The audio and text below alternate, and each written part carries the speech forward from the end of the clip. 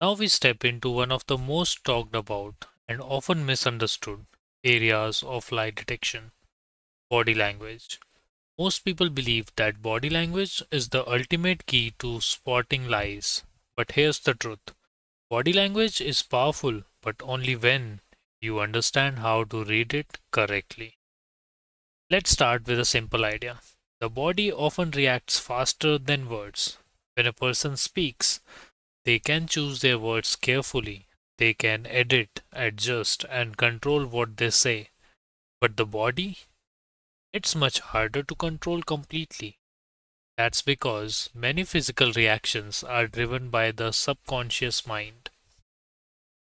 When someone experiences stress, discomfort, or internal conflict, which often happens during deception, the body may show subtle changes. These can include shifts in posture, small hand movements, facial tension, or changes in breathing. These signals are not intentional, they are natural responses. But here's where most people go wrong. They look for one signal and jump to conclusion. For example, they cross their arms, so they must be lying.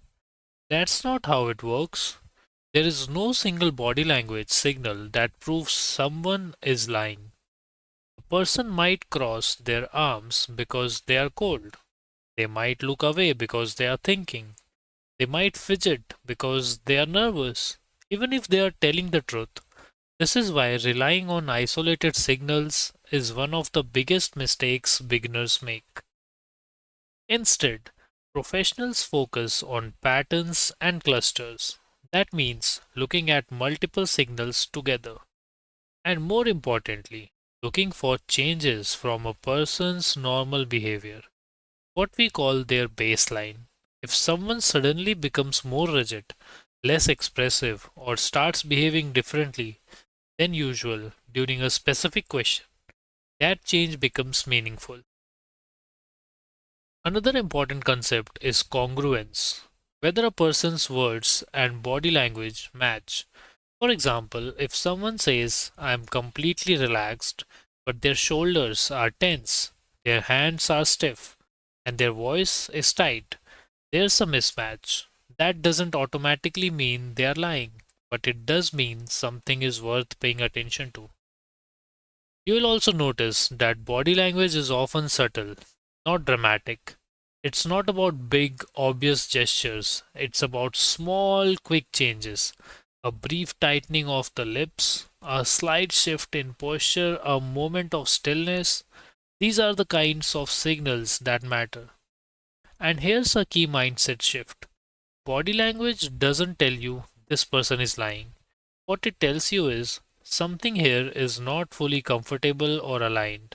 Your job is to observe, not assume. I repeat, your job is to observe, not assume.